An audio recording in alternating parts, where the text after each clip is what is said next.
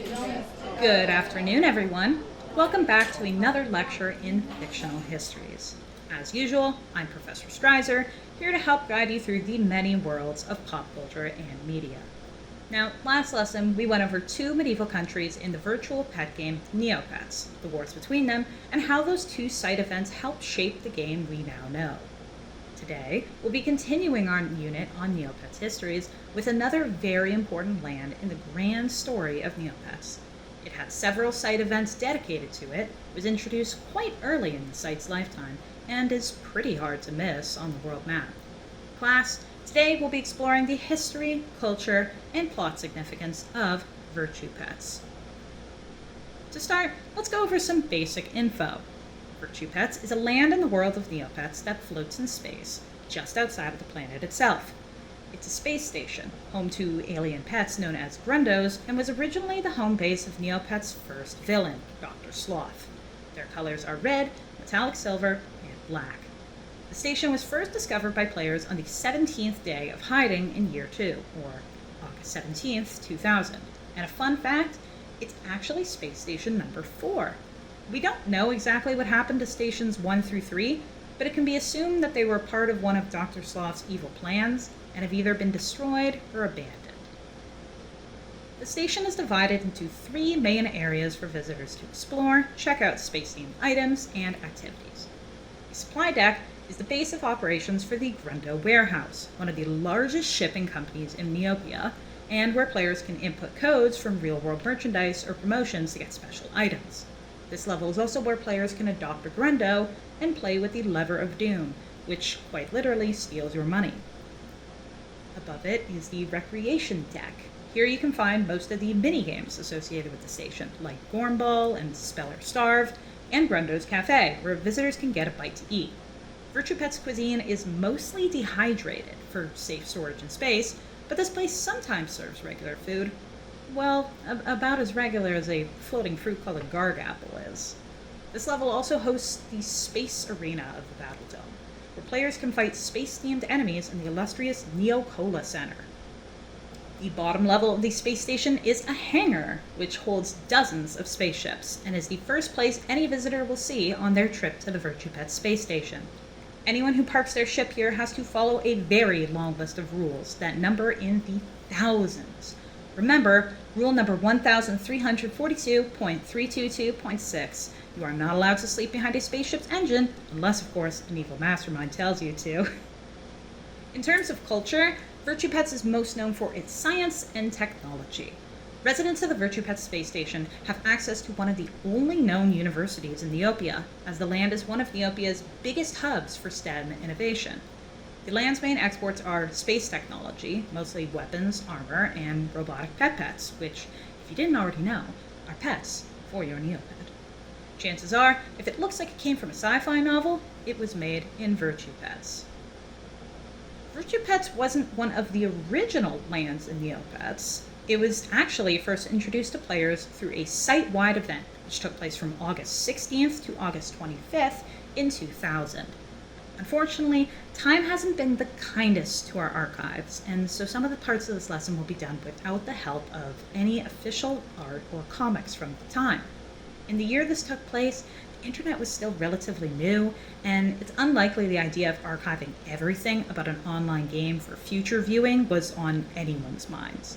Still, we'll do our best to put together the pieces from first-hand accounts of what happened. At the start of this event, on what would normally be any other day in Neopia, players would be met by the Space Fairy, who found a mysterious coded message from the depths of space. She called upon the people of Neopia to help in stopping whatever evil this message could herald, and enlisted the help of a mystic from Mystery Island. Yes, I'm sorry, his look hasn't aged very well.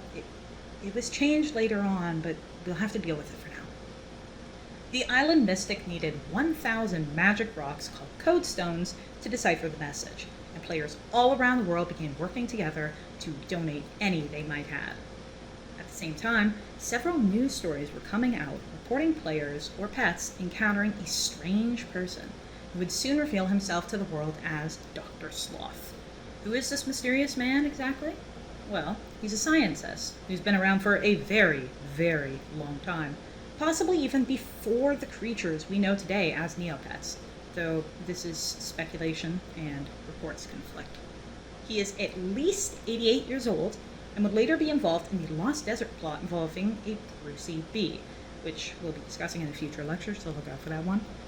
One thing is for certain, nobody knows what kind of Neopet he is. He is definitely not a Buzz, he's definitely not Makara, he's certainly not a Kugra. I personally believe that he is a creature from beyond Neopia, but as it stands, we just have to treat him like a special rare anomaly species, like Yoda. Dr. Sloth made a worldwide announcement to the people of Neopia, revealing his space stations and stating that he wanted everyone to meet his new creations, which he called Virtupets. It wasn't until later, when the Island Mystic finally decoded that message from space, that his true intentions were revealed. Dr. Sloth wasn't going to introduce his creations to the people of Neopia, he was going to turn them into monsters. Turns out, this weird scientist guy with the space station that blocks out the sun wasn't actually a nice guy. Who would have guessed? Players worked together to gather parts to make a launch pad and rocket it up to space to challenge the Doctor, only to find the space fairy was already there.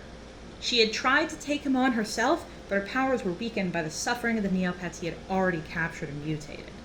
Dr. Sloth trapped her on a space station, put her in a tube, and it seemed like nothing could stop the evil genius from turning everyone into monsters under his command. But the space fairy wasn't defeated just yet. She mobilized players to free 20,000 of Sloth's minions, to slow him down and restore her powers.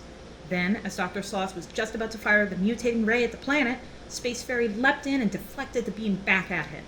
The ray was destroyed, and as far as anyone knew, so was Dr. Sloth. With that, the Grundos were free, and the people of Neopia were safe from any interstellar threats for the time being. The space station settled into orbit around Neopia, where it remains to this day, and its citizens got to work making it a home for themselves.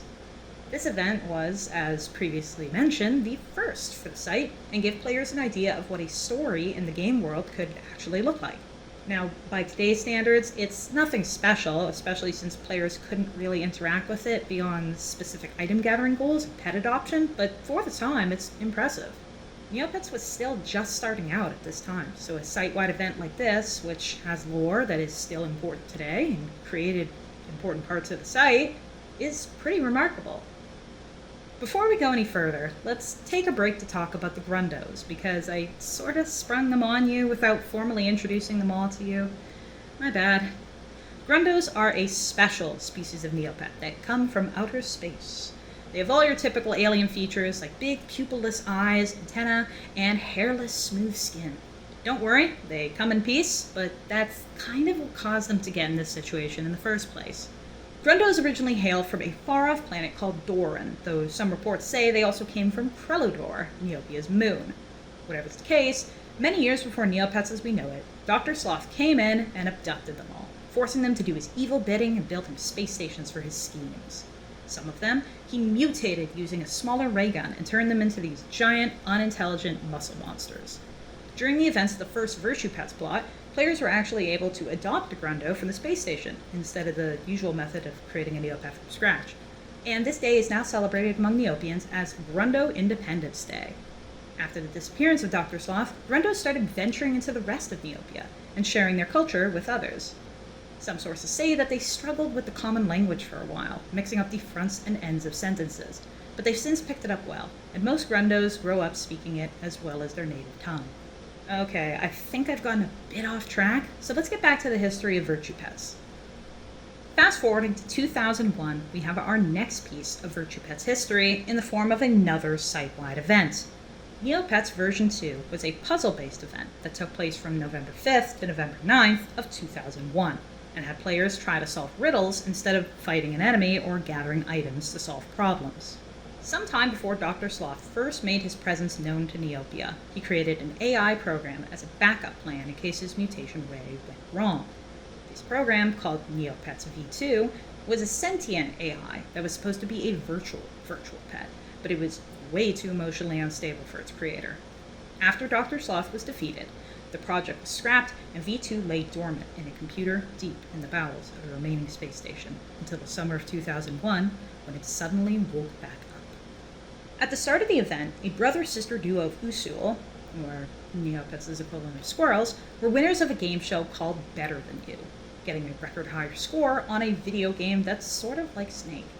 The grand prize was a 2-week vacation to the space station, which, after a year since its liberation, was now open for tourists.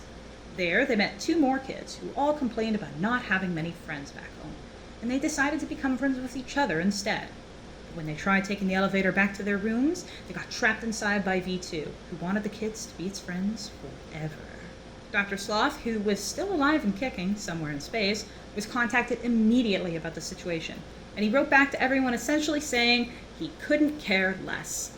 The only help he really gave them was instructions on how to shut down V2 by finding 10 numerical codes and inputting them in a secret terminal somewhere in the space station before midnight on the next available Sunday, or the kids would suffocate and die. Each of the AI's original programmers knew 2 codes, and the final 2 were hidden in the program itself. So began the mad scramble for the codes, as citizens of Neopia, the players, searched all across the world for these hidden programmers. The first one, players were able to find from a vague clue from Dr. Sloth. The rest were from hints given from each subsequent discovery. Now, I'm not going to go into full depth here because this lecture isn't about the puzzle itself, and you can find the solutions online. This is about the history of Virtupets, but this is important to the history of Virtupets, so here's a short summary.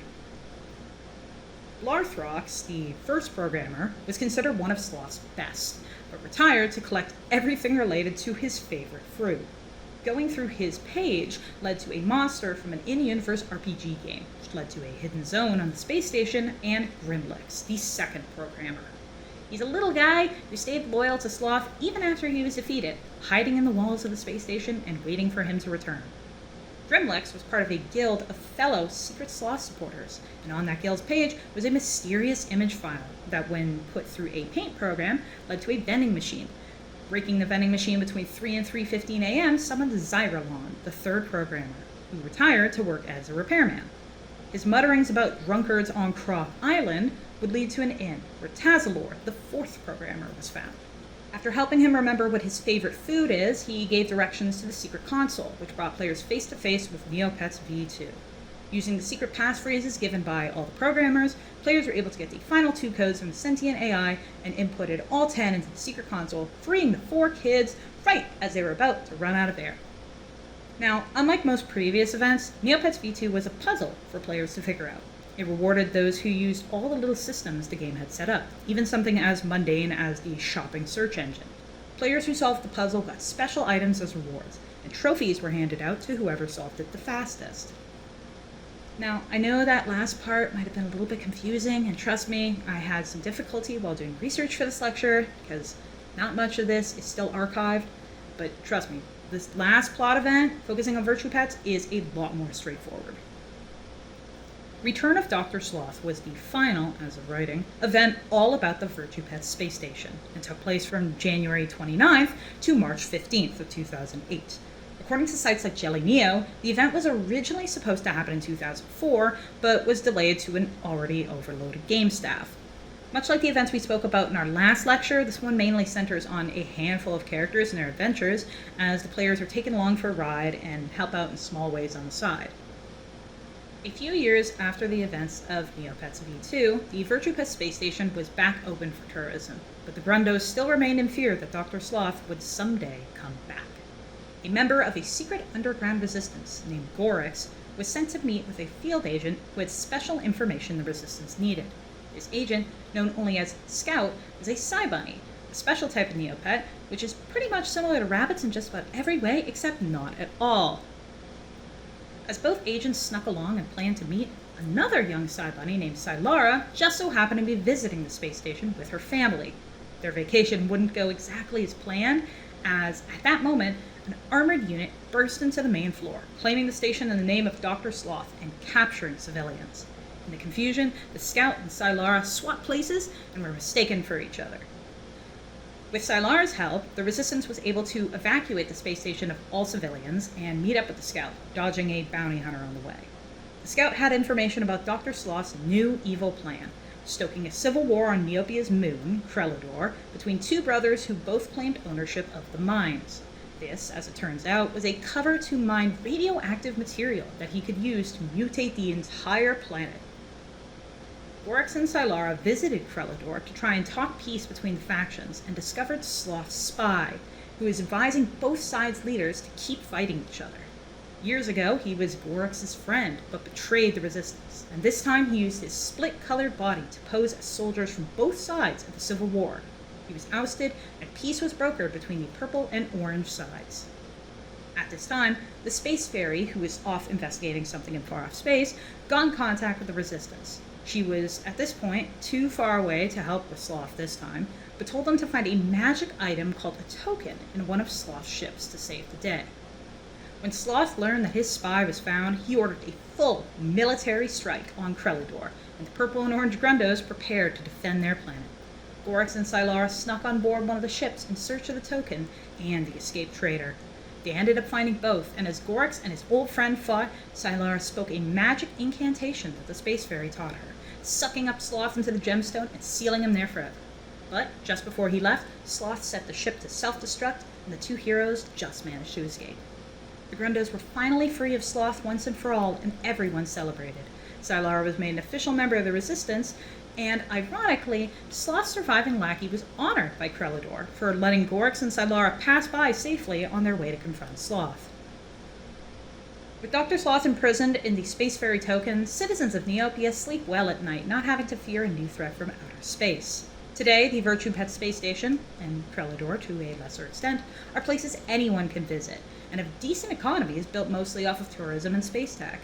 What was once a floating weapon of mass destruction is now home to over 1,000 free Grundos, a burgeoning robotics system, and a shockingly good sports team. Since the defeat of Dr. Sloth, those who are part of the resistance against him have formed the Virtupets Space Station Security Force. They're essentially a police force and military for the citizens of the space station, as well as safety inspectors and enforcers. All new recruits are issued a standard manual on how to stay safe, with fun lines like, "Don't hurt your paw, use a magnet claw," and "Never look a money tree in the mouth, but always approach with hedge clippers." Anyone injured on the job can file a special form to the VSSSF called a safety, which is actually a pun. Now, what can we learn from the history of Virtupets? Well, for one thing, it started as one of the game's first story events that players could participate in, and eventually turned into an important part in its overall world lore. After all, Neopets wouldn't be the same without the story of Dr. Sloth and his failed attempts at world domination, and the brave Grundos that fought back. It's also the game's first attempt at an actual lore event, something that would add to the universe of Neopets that wasn't just a silly flash animation of the game's staff being killed by an island monster. This experiment ended up being a major success and led to dozens of stories that would reveal new lands for players to discover and new characters to meet. The story of the Virtupets space station is also one that takes place over quite a few years, meaning a large portion of the game's user base was able to get involved at some point or another. Between the arrival of the space station to the final defeat of Dr. Sloth, 7 years had passed, and in that time the site went through many, many changes. Players came and went, new pets were added, new lands discovered, but the story of the evil mastermind who tried to turn an entire planet into mutated monsters was compelling enough to stay in the minds of players around the world. Virtupets history is still being talked about by players, with commemorative posts on Grundo Independence Day popping up every year, fan-made tributes and articles for the site's newspaper, and loads of fan art. Everything Virtupets, for both the company behind the game itself and the players, has always been a bit of a big deal. And while time has passed since the land's last involvement in new lore, there's no telling what could happen next for the space station and its people, especially with the ongoing event that's in hiatus right now. With that, we'll end our lecture here. I know this is a bit of a long one, but I hope that what we talked about here today was interesting to you. Please remember to study up and come back next time for another lesson in fictional histories.